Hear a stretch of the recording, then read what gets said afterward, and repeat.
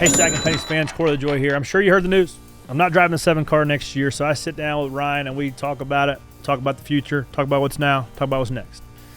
So we get into that for about half an hour. That way we can continue to roll in our regular scheduled programming. But check out the special edition Stack and Pennies to hear the reaction to the news. It's not fun. It's not good. But we'll be okay. Find out on YouTube's or podcast platforms or SiriusXM. But whatever, we'll be doing it. So we'll be back in regular edition as well. Before Richmond, we got interview with one of NASCAR's big prospects in Connor Zilisch coming up this week. Hey everybody, it's an off week in Stack and Pennies. We were trying to figure out who we can get to talk about something that's not necessarily Cup related. We're going to talk to the biggest commodity coming up in the ARCA series, running some truck races, running some Xfinity races. Connor Zilisch joining us right here in the Nonsense Garage. Buckle up, it's about to be a wild show.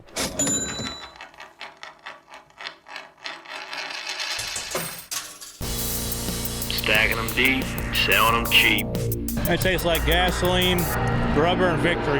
We're just out here stacking pennies. Hey everybody, this is an off week Stack and Pennies episode. Not much NASCAR stuff to break down, so we had to get in a young stud into the studio. This fella has won this year only, not even counting his past accomplishment. 24 hours of Daytona in an LMP2 car, 24 hours of Sebring. He won the biggest go-kart race in the world in 2020. He has won several ARCA races. He has qualified in the pole in his truck series debut, flat spotted about 7 tires, and still drove back to 4th. Are you kidding me? This fella is on a trajectory like a shooting star. Connor Zilisch, ladies and gentlemen. Get used to the name because you're about to hear it very often. Joins us in studio. Hey, buddy, how you doing? Doing good. It's been a whirlwind of a year, to say the least. Yeah. Very exciting, and a lot of cool stuff happening. But just trying to soak it all in and enjoy it all. It's been way out of my expectations, but in a good way. So looking forward to hopefully keeping it up the rest of the season. Well, you're probably a new name to some of the listeners here, but they're going to get used to hearing your name more often. Your trajectory is the highest that I can even recall anybody's at a comparable age. You turned 18 last week. Your motorsports resume from January to July of 2024 is what people try to work for their entire career of driving a race car. So first, let's get into that and how wild just your 2024 been. And then also, we'll just give the fans, we got a bunch of time here. We got off week. We don't have much to talk about. So it's all you today, buddy. We'll catch some fans up on how you got to this point. Yeah, no, this year, starting off January, winning the 24 Hours of Daytona, probably the most prestigious sports car race in North America and if not the world. My first try at it, right, I've never really driven a car with downforce before, and I get in this prototype car with 6,000 pounds of downforce at speed. It's running lap times probably 20 seconds faster than what a NASCAR, like a Cup car, would do there, and just way out of my comfort zone. And to go there and figure it out in 2 weekends. We had the one test weekend, and then to go out there on race weekend, and the biggest race that there is to do in North America, and go out and win. And that was a surreal experience. That's the first time I've ever cried after winning a race. Yeah. And, I wasn't the one that crossed the line, right? We have 3 other teammates in this 24-hour race, and you swap drivers every hour and a half or so. But in the pit box, you're sitting there, and your teammate's out on the track, and a Rolex sits in his hands for me. So it's a really weird feeling to have someone else finishing the race in a car that you're competing in. But nevertheless, that was one of the craziest moments ever. And then to go to Sebring and win the 12 Hours of Sebring on a month later, that was But really you finished cool. that one. Yeah, I did. I was the last one. So my teammate Christian Rasmussen, he was the one that finished at Daytona. And then at Sebring, you only have 3 drivers. So Christian wasn't with us, and I filled his shoes, and finishing it was cool. For the fans, how do you draw straws? Is it the fastest guy? Do you rock, paper, scissors? How do you decide who finishes the race? Yeah, it's the fastest guy will finish the race. Okay. So in our class, we have a bronze driver, which is a gentleman driver, an older guy who doesn't have a lot of experience, and generally foots almost the whole bill, or most of the time it's the whole bill. But love those guys. It's the sport runs on them. So my gentleman driver Dwight Merriman, he they get their minimum drive time in, and then they let the pros finish the race. And they're there to try and win these races, and their goal is basically to keep the car on the lead lap and hopefully bring it back in one piece. And we were able to win Sebring as well, and I finished that one, which was even cooler. Just there's a what's considered a late race restart. It was like with 30 minutes to go, but in a 12-hour race, that's late. So there was a restart with 30 minutes to go, and I was able to hold on and get the win at that one too. So to win those two big races, and on the sports car side of things, and then ARCA this year, I've already won 3 races to this point, and it's been super successful on that side. A lot of people kind of doubted me going into the year on how I'd race on ovals, and to win 3 of the 5 races I've done so far is good. So nothing bad over there, and I'm excited for the rest of the season. Hopefully we'll close out the ARCA East Championship, but yeah, it's been a crazy year. No doubt about that. So you are signed up as a Trackhouse development driver. Is that correct? Yep. So correct. when did all that come about? Well, I'm actually wanting to kind of work backwards here, because you grew up in South Charlotte. Where at? Yeah, I grew up in Weddington. So my dad, he worked at the bank in Wells Fargo, and I grew up in Charlotte. My parents have lived here since the late 90s, and I was never really big into racing as a kid, right? My dad was a gearhead. He never raced. He had a single mother, and she was a school teacher, so he grew up in Chicago and never really had the chance to go get into racing and do what he loved. But for me, I got the chance to start racing at 4.5 years old. I was a soccer player, and my soccer coach suggested to my dad, since he knew my dad had a Corvette and liked cars, and he suggested, hey, you should get me, and I have 2 older brothers. So my dad was taking his car to the track at the time, and what track? He would go to, VIR and Kershaw, just local tracks, and take his street car around the track just for fun. And my soccer coach was like, hey, you should get your kids go-karts and start taking them to the go-kart track. And was that like, hey, your kid's not very good at soccer? I was a good soccer player. Yeah. I made the state team. And funny story, actually, I started racing at 4.5, but I still played soccer while I was racing. I would just go on the weekends, and that was kind of just a hobby, racing at the time. And I was probably 10, 11 years old when, I made the state team for my soccer academy. And, we went to the coaches and told them, hey, we're going to miss a few games, maybe 1 or 2 for this racing thing that we're doing, this go-karting. And the coach said, well, we're not going to be able to have you on the team. We're going to have to demote you to the next team 1 level down. You said, no. And I was like, I'm done. No. So I told my dad, I was like, if I'm not going to be able to compete at the level I want to, I don't want to do it. So that's when I had to make the choice of soccer or racing, and I chose racing, thankfully. But yeah, my soccer coach recommended to my dad that he gets us these go-karts, and so my dad, he sells his car that he was taking to the track and buys me and my 2 older brother go-karts, and we'd start going down to Kershaw, South Carolina on the weekends, and I'd just be 4.5 years old burning laps, and fell in love with it quickly. And apparently I was good off the bat, right? I don't remember much from when I was 4.5, but they all say that I was good right when I got into it. So that's where it all started for me, and it snowballed quickly. Having 2 kids, 3 kids now. My 4-year-old, we talk about, you can see who obviously gets it and who obviously doesn't, of just like spatial awareness, understands throttle, brake, car moving. My 2-year-old, absolutely not whatsoever. So I could, when you say you can clearly see the guys or the kids who just have a rough understanding of how it goes, and it seems like 14 years later, you're still honing that craft. Yeah, no doubt. I wanted to go back though. You touched on something. So you made the choice to go all in on racing when you were 10, 11 years old. There was another distinct choice you had to make between NASCAR and the F1 route, because there was an instance in not too long ago, 4 years ago. So I was looking at it. What is it? The CIA, FIA Karting Academy. Academy. Yeah. All the big dogs. Big dogs. Yeah. Every kid across the world goes to where? Europe. So that series is every kid has the same exact go-kart. Motors are raffled off, so there's no advantages.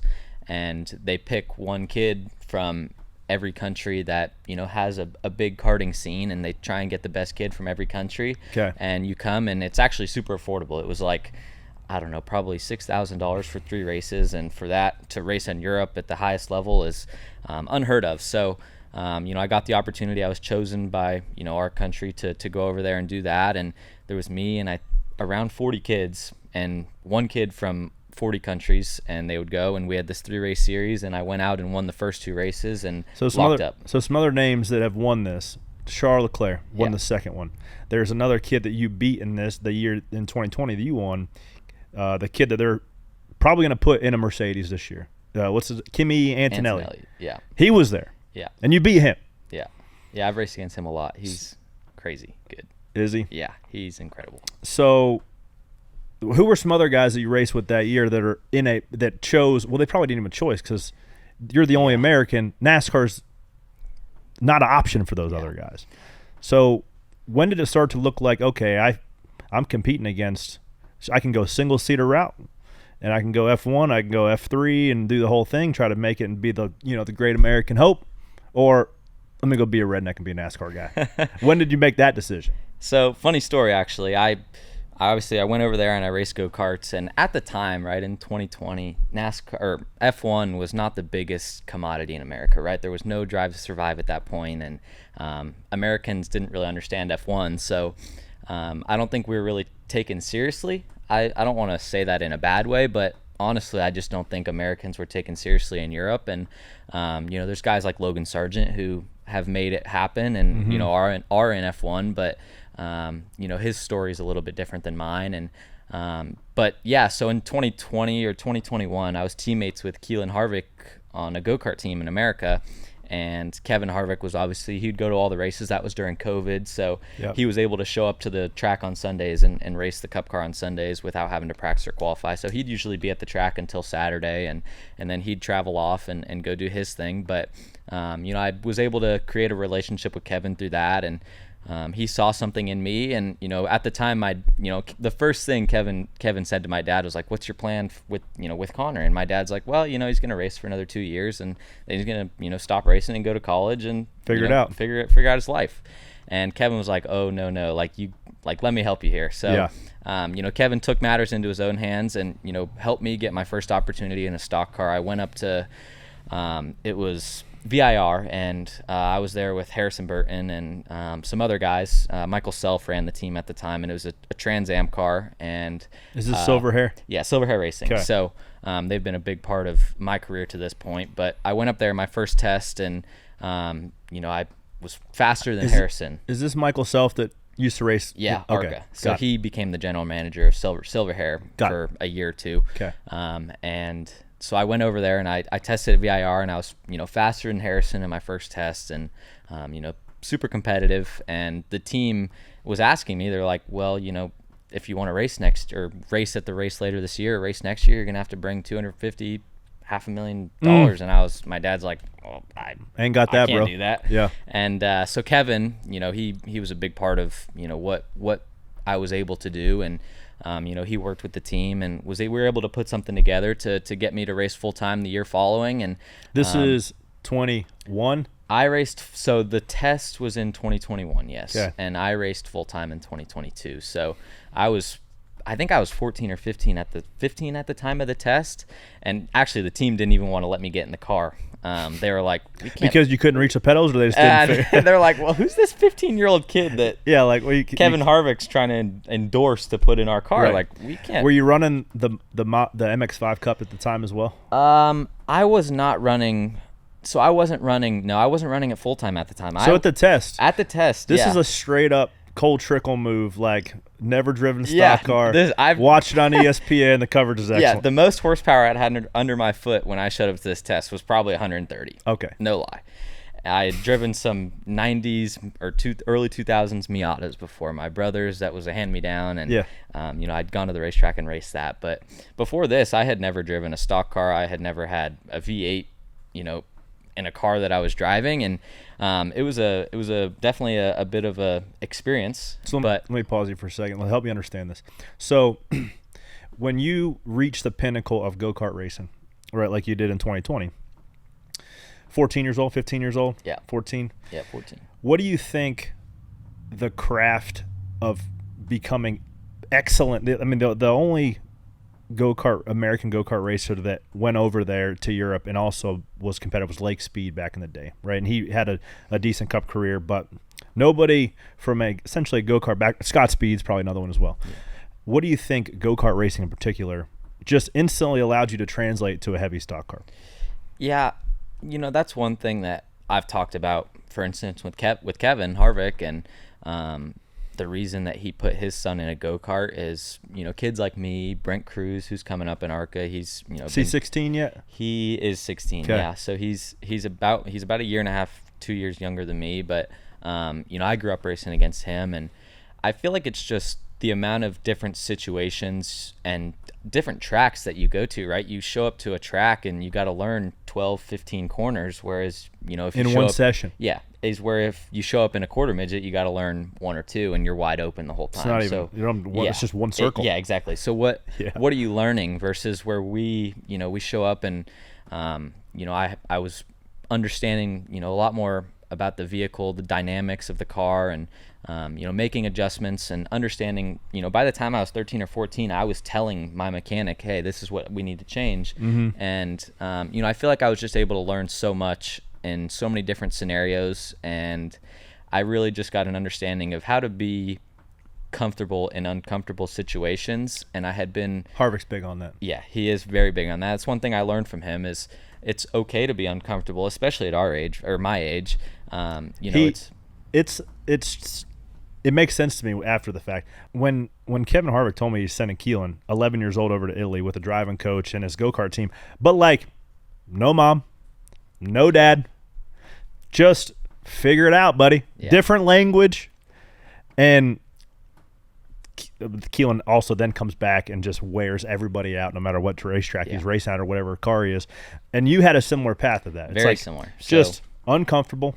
Go figure it out, buddy. Yeah, so we actually have, to his point in time, lived very similar lives, right? So same thing for me. I was 11 years old when I first made the trek to Europe, and my dad, he works a full-time job. My mom works a full-time job, so they don't have time to go over there with me. And my go-karting coach, his name's Gary, and my dad was like, well, if you want to go race over there, you're gonna have to go with Gary. And Gary, he's an interesting guy, right? I counted it, and every single day we were there, right, I felt like I was taking care of him, and I'm this 12-year-old kid, and that can give you an understanding, right? So he would get sick of me during the day, right? We spend 24/7 together. Yeah. He's basically my dad. Yeah. And by 5 or 6 o'clock, he's like, I picture this guy.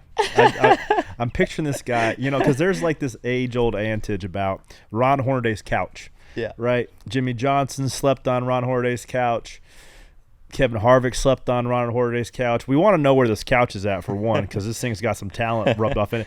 What about Gary's couch? Did you sleep on Gary's couch? Same thing? I've been on Gary's couch, okay. And his drink of choice is probably a Bud Light. Yes. So most of the time I felt like I was taking care of him, but it was so good for me because he cared for me like he was my father.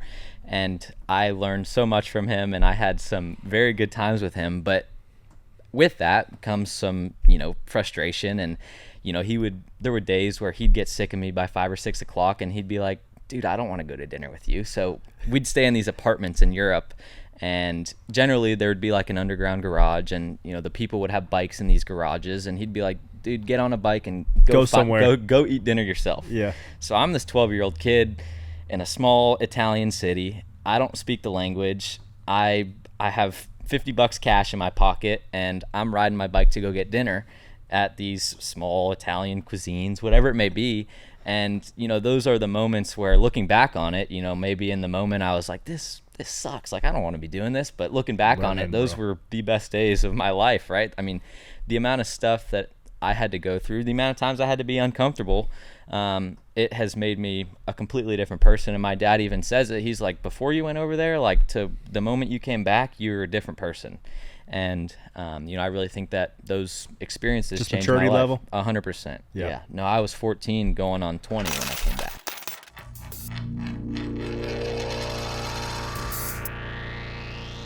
As we take a lap to recap the latest NASCAR action, here's a reminder that the sun's rays can put you in the hot seat.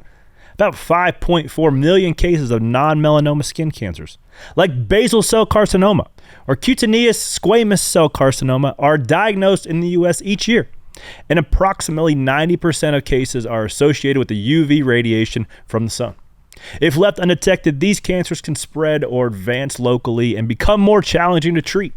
Our sponsor, Regeneron, is helping people get real about skin cancer by raising awareness of the potential impact of advanced non-melanoma skin cancers. Visit letsgetrealaboutskincancer.com to learn more and take a pledge to see a dermatologist for an annual skin check. I'm Ryan Flores. Join Kim Kuhn and myself each and every week right here at Around the Track. Whether you are going to the racetrack or watching from home, we get you ready for all things national and regional level. And we'll tell you who and what to watch for each week. Plus, we get you ready for the weekend at the racetrack, and ARCA will help you place your bets to win some easy money. Be sure to check out Around the Track every Wednesday on NASCAR's YouTube channel.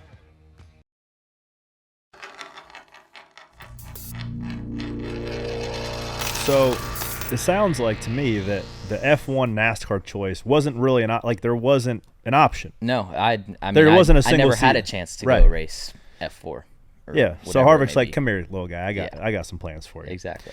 So you do the test. You just start running some Trans Am races. Start running some MX5 races, and then KHI management, Josh Jones, Kevin Harvick have a good relationship with Justin. I assume that's when it's like, hey man, meet this kid. Yeah, so Justin, he obviously owns Trackhouse and GoPro Motorplex as well, where I grew up racing go-karts. And I've known Justin for quite a while now, probably. And we were never really, close. We didn't talk much, but, we've known each other for a long time. And actually, it came together last year. We were running TA together. We were teammates. He obviously ran that Trans Am car a few races last year, and we were teammates at a race last year. And, it was my first time in this car. These cars are Gnarly, bro. insane. 900 horsepower, 2,800 pounds, Yeah. downforce, cool cars. And we were teammates, and my first time Are ever in those this. TA1 cars? TA1, yeah. Okay. So TA1 and TA2 are different. TA2 Right. has 500 horsepower. It's like a super late model versus a pro late model. Yeah, basically. Yeah, times two. Okay. So, we go to VIR, and I'm racing this for the first time, never seen the car before. And I ended up qualifying on the pole by over a second and a half and won the race by 46 seconds, I think it was. And, at the Couldn't time, get to 50. I couldn't get to 50. Maybe I'll go back this year and get some Why'd you take it easy on him, bro? I know. So that's when things between Justin and I kind of got more serious, and he took an interest to me, and I met Ty Norris, and I'd already had a relationship with Chevrolet, and I wanted to be with Chevrolet, and I wanted my future team to be in a Chevy, and that actually came back in 2022, I think it was. Kyle Larson was running a go-kart race, and this is off topic, but Kyle Larson was running a go-kart race, and Josh Wise was there with him, Scott Speed. Those are the guys that help put together the Chevrolet development program, and they work with you and a bunch of the Cup guys and Xfinity guys, and that race. Scott's known me for a while. His dad owns a go-karting team, and he said, Josh, you got to watch this kid. And I think the race that Josh watched, I had to start at the back. I probably started 33rd or something, and I ended up at GoPro. GoPro, yep. And I ended up finishing 4th in the race, and I think Kyle was in the race. And Josh went up to my dad and kind Was of it shifter cart or just like a 120cc, one gear. Okay. And I think Josh went up to my dad and was like, what like this is. Scott told me, he's like, this is the first one of. I've probably walked up cold turkey to 5 people in my life. Your dad is one of those 5 people in my life. Scott and Josh walked up to my dad and introduced themselves. And that 2 weeks later, we went to Famous Toastery down in Davidson and had lunch with Josh and Lauren Ranier. And I think this was at the end of 2022, and that's kind of when things started between Chevrolet and I, and that relation started. So anyway, to get back on topic, with Justin. Last year, after that TA race, we started talking about, hey, like, what if we put something together to, get you signed up with us, and, we'll help put you in the good stuff, and, give you the best opportunities, and, hopefully one day we'll be able to get you in our Cup car, and, we'll make that promise. We're not going to make that promise to you, but you're gonna have to work for it, and, one day we hope to put you in our Cup car. And, I was like, I got nothing really going for me right now. Where do I sign? Hell yeah, exactly. Yeah. So, that's I think I signed that in November and announced it in January, which was a month or two after the race that we had at Virginia. And, since then it's been, a dream working with them. It's been so cool to learn from Justin and Ty and everything they have on the business side. And then to also be teammates with Ross and Daniel and SVG. It's so cool getting to be teammates with SVG, and we share a similar background, so we have the same kind of experience and what we feel on these ovals and the differences that we've had to kind of learn. And it's been so cool to talk to him. And then Zane, I've become good friends with Zane as well. It's just a family over there, and that's what I enjoy about it. They make racing fun. And my dad's always told me since I was 5 years old, when I first got in a go-kart, he's like, the bottom line with racing is if you're not having fun, you're not doing it right? At the end of the day, we're race car drivers, and it gets way harder to have fun. Trust me, I've seen it and I've heard it. At my age, though, I can still enjoy it. You can have some fun right now. Exactly. So I'll have some fun while I can, and until that gets spoiled by Sundays. Well, but you're gonna have fun coming up here in a couple weeks at Watkins Glen. That's very true. What? So let me back up, because your first national series race was in the Spire truck, 7 truck, on the pole by a lot, right? Do you expect to go in there and be that good? I mean, I think so. No. I mean, I expected. I was looking at the results from the year past, and top 10 in qualifying was split 2 seconds, and I was like, if I can go out there and not, if I'm 2 seconds off, I got issues, right? Yeah. I'm in the 7 truck. This is a good truck, and I feel like driving 2 seconds off, I was like, I can do this. Yeah. So I was like, I'll be top 10, right? I'll hopefully be able to run, top 5, have a good day, put something together. But to qualify on pole by 0.8 or whatever it was, and should have won the race. I think because generally speaking, the cup, when the trucks are out there, the cup guys are pushing through tech, not really paying attention. And then when you were out qualifying, everybody is like, holy shit, where did this guy come from? And then you locked the tire up early, had to come down, put it, and you drove through the field 2 or 3 times. And do you think a little bit of that was a little bit of excitement, a little bit of trying to go get it? Yeah, 100%, right? Rookie mistake. Yeah. Simple, plain and simple. It was a rookie mistake. God, how easy are those things to lock tires up in? Yeah, I splitter hit the ground, and fronts were locked, and then I was low air. I thought I was about to. I was like, I'm gonna end kill up at this the airport. Thing. I was like, the spotters were up there, and I was like, I'm gonna be watch out, guys. Talking to my spotter without a radio. It was. So what'd you take out of that? Just to realize how long these races are, right? It was a 42 lap race or something like that at a 3-minute long track. You just got to understand how long the races are, and I think that's one thing. On lap 1, you're like, I got to win this race on lap 1, but at the end of the day, I was faster. I was so much faster than them. I could have fell back to 5th or 6th on the first lap and still made it up, right? So easily. It's just a matter of understanding the situation I was in, and I guess I didn't. Mind you, you're 17 years old, so you have a long runway to learn those things, my friend. Don't stress about it. Yeah. You got it. Yeah, no, that's why I was glad. At the end of the day, I finished 4th, and before the event, before I knew how fast I was like, I want to go here. I want to run top 5, top 10, and have a good day. I didn't have a clean day, but I ran 4th, and that was a good first go at it. I'd say. Now, if you had a magic ball, if you had just free reign to plan your career and how you want to get there and how fast, what do you think that looks like? I say get to the Cup Series. Yeah.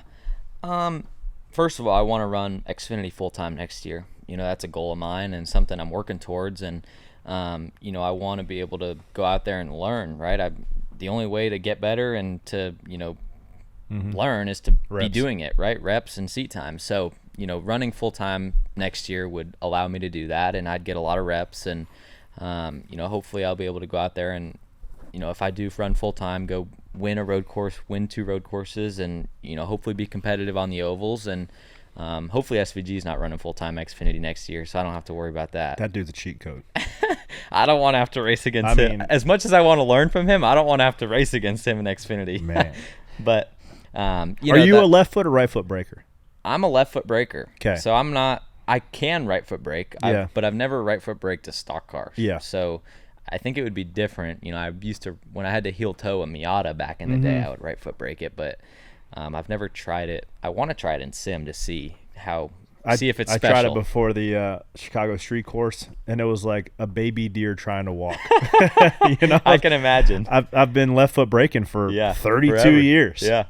But I got, after a while, got down to where I can run at the same pace. It's just way different. Yeah. I think, though, trailing off, to what makes SVG so dominant in those Xfinity cars is how prone they are to wheel hop. And him just right foot braking, he calms a wheel hop down like it's just no big deal. Like a normal person, it's like, neutral. Yeah. SVG's like, all right, I'm going to still wheel hop and pass you, by the way. Yeah. Yeah, that's Jesse. I was talking to Jesse Love after the Xfinity race, and he was leading, with 10 to go or whatever, and he, going into 6, he blocked to the inside, and he said he was like, I was on the limit of the brake zone, and here comes SVG he didn't pass him in turn 6, but he literally pulled alongside him. Yeah. And Jesse's like, I don't understand how he can slow down any more than I can. Yeah. And, it's things like that. It's like the dude's just an animal. I've enjoyed being able to talk to him and hear some of what he has to say, because he is a very, very cool dude and good for the sport. Oh, for sure. He's been almost a every other week guest on the show. We've had a lot of fun talking to him and hearing his oval transition, and he's picking it up better than what I think anybody could see.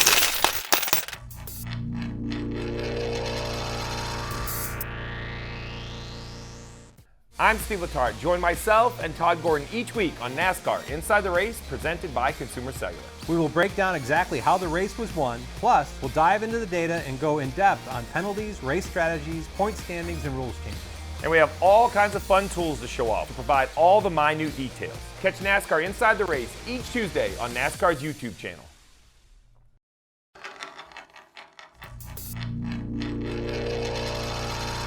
I wanted to shift gears a bit.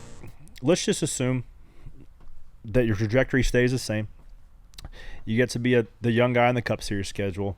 How much interest is there for you in some like an Indy 500 start or like some double starts? All the interest in the world. Yeah, that would be so cool. Just because I feel like for me, I don't want to say I'm like a Larson where I want to race anything, but I want to race anything. For sure. That's where this year, where I'm not really, the only series I'm really running for is ARCA East, and that's 8 races. But outside of that, I have no, full season commitments where I'm racing for a championship. So that's why I'm running all these different series and getting all this experience, not just because, it's good for my, learning abilities and getting me prepared for the next level, but because I enjoy it, right? I just want to go out and run as many different cars as I can and figure out how to be competitive in as many different cars as I can.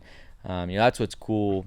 That's what I enjoy about it, is just trying to become good at everything I get in. And it may take me time and I may struggle at first, and goes back to Kevin's, you got to be comfortable being uncomfortable. And I think for me at my age, being 18 and still being so young, I have time to, not struggle, but I have time to learn and go through some growing pains before I really have to focus on one thing and be good at one thing. So that's what's been so cool about this year, is just getting to run so many different series and cars and having to adapt to so many different, team members. Just when I race the IMSA car, even the language, right? When I come in, I'm trying to say it's tight. No, it's understeering. Yeah. Everywhere I go, I got to speak differently. Those engineers look at you like, what? It's tight, bro. It's a transaxle. It's oversteering. Yeah. So everything's just so different. And, it's been so good for me this year, just getting to do all those different series and experiences and cars and dealing with different What's the people. Most, you've been everything from go-karts to Miatas to Trans Am TA2s, TA1s, ARCA cars, trucks. What's the most fun car you've driven so far? To just go out and hot lap, it'd either be the TA1 car is insane. It's so fast. And then the LMP2 car as well, the prototype, the IMSA car, that thing has an absurd amount of grip, right? It's just insane. Like the Daytona bus stop, you don't even brake before you turn in and then you brake. It's like unreal how much grip it has. But, the TA1 car is just a badass race car. Yeah. It's mean. So cool. Mean as hell. And they look mean and everything about them. And, I wish that there was more of a series to race them in, right? Obviously Trans Am has the TA1 class, but it's more so a hobby class there's some competitive guys, but for the most part, it's a hobby class. And I wish I would want to see like a cup field of those cars just to see what it would be like. But that car is really cool. Yeah. So you talked about getting experience on the racetrack. You got some experience up in Symphony Hall for the Chicago Street Course. You were spotting for Ross or the 99? Ross, yep. Yeah. I heard. So I got a video here keyed up for the people watching on YouTube. Play the tape. What you got there? It's my first day spotting for Ross, and the team thought it'd be good to pack me a lunchbox. So I got a Lunchable, a Lightning McQueen juice box, and Dunkaroos. So I'm ready to go. All right. But I better get to work. They like packed your lunch like you're going to school for the first day? Where'd that come from? Yeah, so Phil Surgeon, crew chief on the one, serious guy, right? I never really expected this out of him, and I was like, this has got to be the pit crew, right? I walk in the hall, they're like, you get your lunchbox yet? And I was like, I thought they were joking, and they're like, no, like your lunchbox right there. And I was like, there's no way. I thought this was the pit crew, because the pit crew is always jokesters, bro. They're complete jokesters. Yeah, complete jokesters. And I was like, it's got to be the pit crew, and they're like, no, it's Phil. And I was like, wow. So anyway, that was really funny, and a cool additive to the weekend. I was up in the spotter stand for Ross. Did you bring your lunchbox?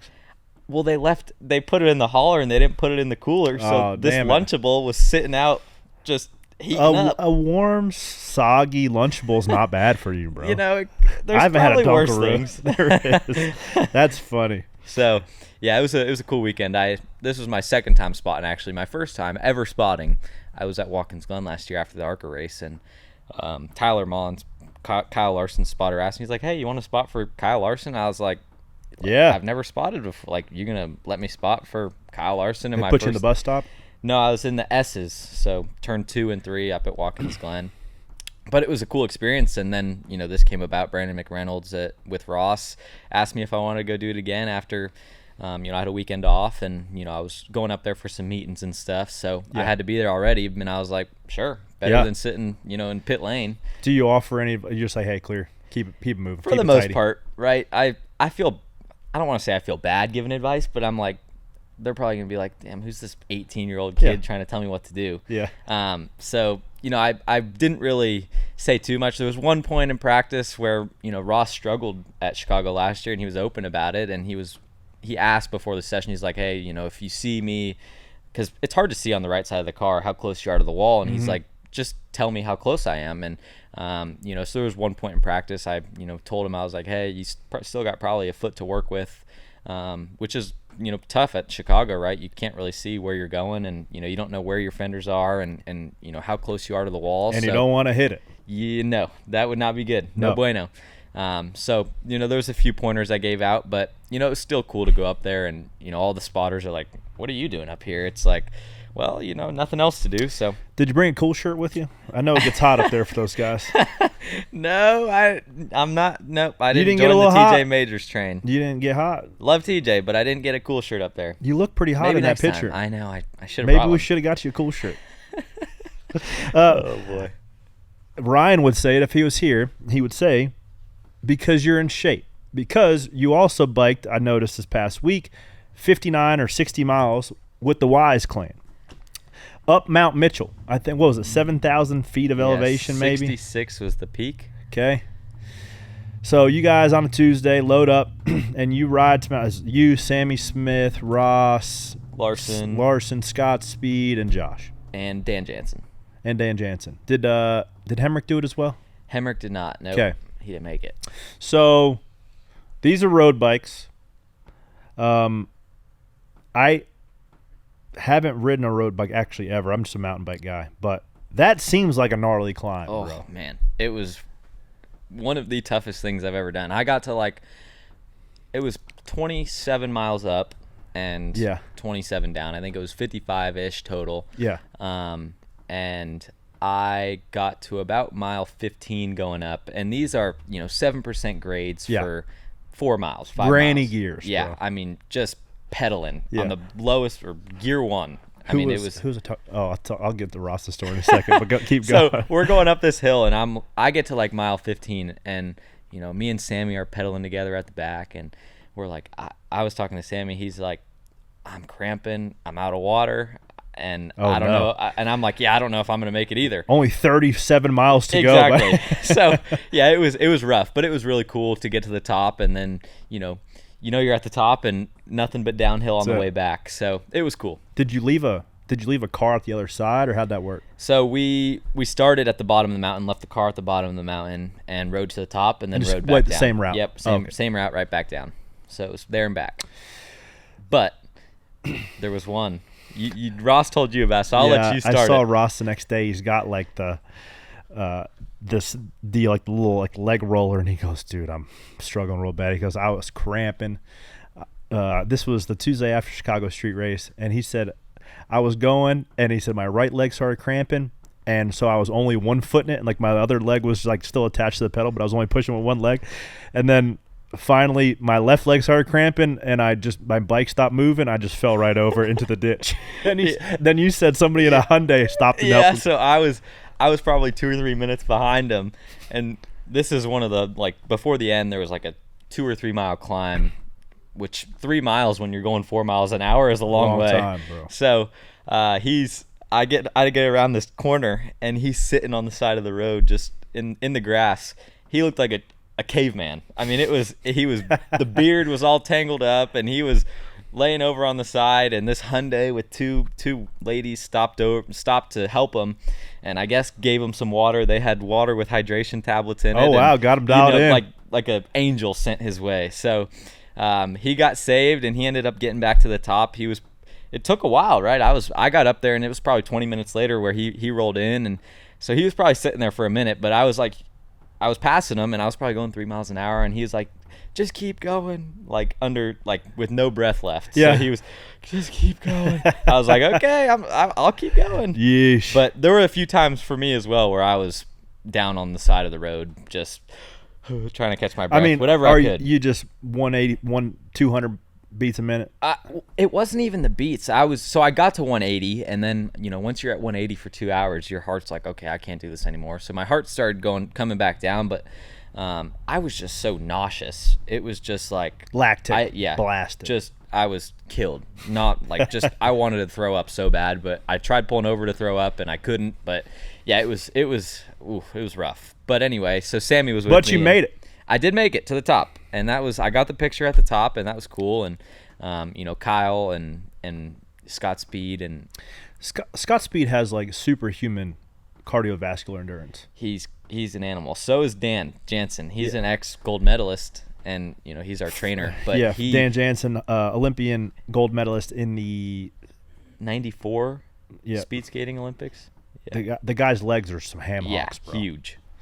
But he was on this like 1990s vintage Pinarello bike with the lowest gear. He's probably spinning 20 RPM. Doesn't matter. But his legs, it doesn't even matter. Yeah, like a kangaroo.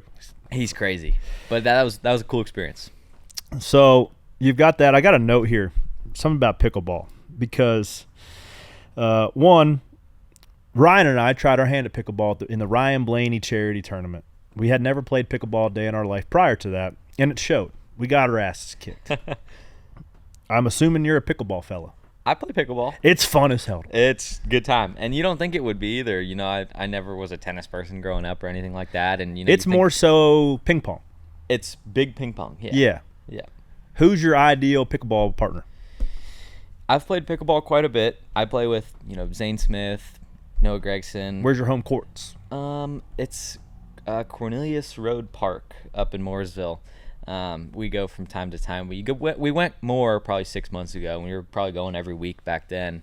But I always played well with Noah. Noah and I always played well together. Noah's a pickleballer. He's a pickleballer, yep. And Riley Herbst would play with us. There's a group we had that went out and played a lot, and it was just a good time, right? We could get to work out and have a good time at the same time, and something to forget about racing. That's one big thing that. If you had to pick any race car driver, past or present, NASCAR, F1, who would be your ideal pickleball partner? Man, that's tough. Who's an athlete? Oh man, put me on the spot here. I know that. that just came off the top I of my might go head. to F1. I feel like those guys are pickleball players. I think I would probably I bet you they're a little bit too hoity-toity to play pickleball. Yeah, they're probably tennis players. They're playing tennis on some nicely thin grass. Yeah, I guess pickleball is a bit of an American sport. For sure. Yeah. When an 88-year-old grandma can play it, it's an American sport. Yeah. I'd probably take like a, oh man, I'm trying to think about this. There's no right or wrong answer. I know. I want to be right. Yeah. I'd probably. It's only going to get clipped on social media and played for everybody. But. I'll take a Josh Wise. I feel like Josh Wise. He's an athlete. All right, that's a future it's a ex NASCAR driver, and I know him as an athlete, and he's one of the most athletic guys I know. He would have the analytics of pickleball broken down. He would study it. The speed of your backhand in relation to the rotation of the ball. You guys would be down. We'd have all the stats for sure. Josh Wise is the sensei, bro. He's helped me a lot. He's a very analytical. Obviously, he went back and got his degree in psychology. He's a mental guy, but he knows what it takes. He does know what it takes. It's interesting too because Josh Wise, I've told her on the show, so I'll spare you all the story. He gave me my first welcome to the Cup Series moment. Spun me out at New Hampshire when I was up there racing where I shouldn't have been. I was a couple laps down because something broke. But it's interesting to hear his perspective on getting a shot, not in the right opportunity, and I think timing was what boils down to a lot of people's career. Timing of when you get hooked up with the right guys at the right time and the right headspace, and SVG talks about it as well. A couple things don't go the same way with him, and he doesn't, the path that he's on doesn't come to fruition. So the timing aspect of everybody's career is so unique to me. But I think to give you some encouragement, buddy, keep up the good work because the timing's right for you. You're in around the right people at the right time. Josh Wise, Scott Speed, Justin Marks, and that whole Trackhouse bunch. Those guys got you dialed in.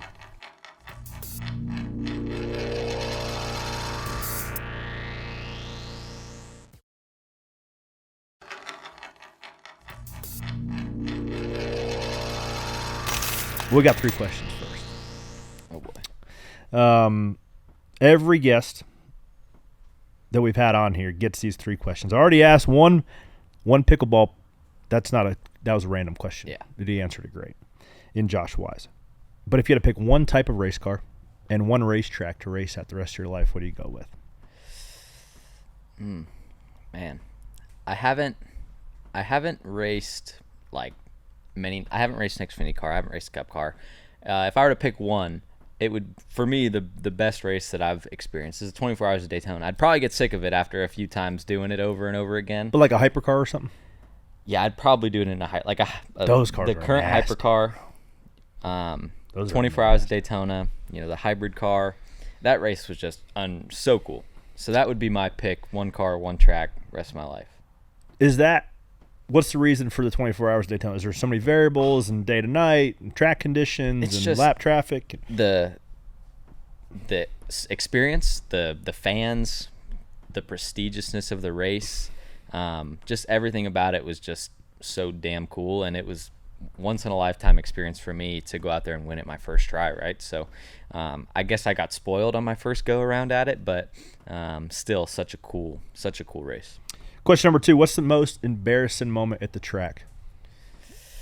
Man, at the track, embarrassing. You seem like you haven't had very many embarrassing moments. They've all been pretty successful. Embarrassing. I mean, oh man. There was a go-kart race. It was 2019. I was still young. It was probably 2019, and into turn 1, this go-kart race. It's the final race. It's like $5,000 to win, and we're on lap 18. It's big money for a go-kart race. Yeah, it is. It's big money for a go-kart race, and it's probably lap 18 of a 22-lap race, and I'm leading by 5 seconds, and just doing my thing, and I go into turn 1 lap, and it's this long sweeper, and I just drove straight off the track, straight into the wall. And why? Were you thinking about what you were going to spend the money on? I had an excuse that there was dirt on the track, and but I still to this day don't know what happened, and I wish I did, but lost a little focus, something. I was so embarrassed. It was this big race, and by myself, just straight off. Dang it. Kind of like Coda. That was pretty embarrassing too. All right, Connor, last question. I feel like you're still in the very infancy stages of your racing memories and your racing career in general. Being 18 years old, you still have 3 decades in front of you. But if I had like the Men in Black, this is probably a movie reference, so you probably are not even old Before enough my to. time. Yeah. They had this pen, and they would like zap you and like, you know, you would erase your memory. If I had the Men in Black pen and I would zap your memory, but you could only keep one of your racing memories, what would that be? Ooh. I'd probably go back to 2017. It's my first time. I won this ticket to go race in Europe. Was it golden? It wasn't golden. Oh, it was a ticket. Okay. It should have been golden. But anyway, 2017, I won this championship here, and it gave me this ticket to go race at the World Championships in Europe. And at the time, I was racing cadet go-kart, small go-kart, kids, 10 to 12 years old, and I was 11. So I go to this race in Europe, and there's 164 kids in my class. And this is the biggest race. Kimi Antonelli, he finished 20th in this race. And I go over there, and I'm like, I want to make the A main. Top 34. I want to make the A main. 164 kids? 164 kids. Best there is around the world.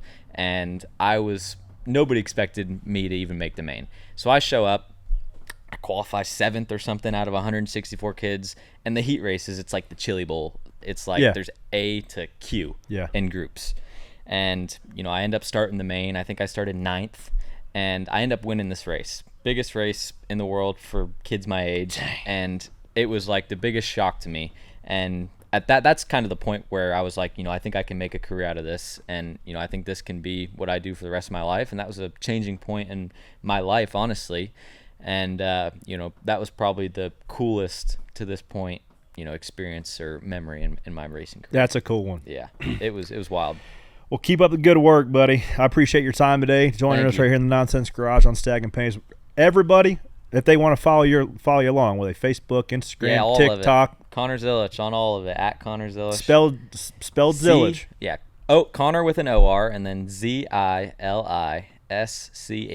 There you go. Type that in. Follow the fella on his upward trajectory to the Cup Series. This is a name you're going to be hearing very often, so get used to it. Connor Zilisch, everybody. NASCAR off week.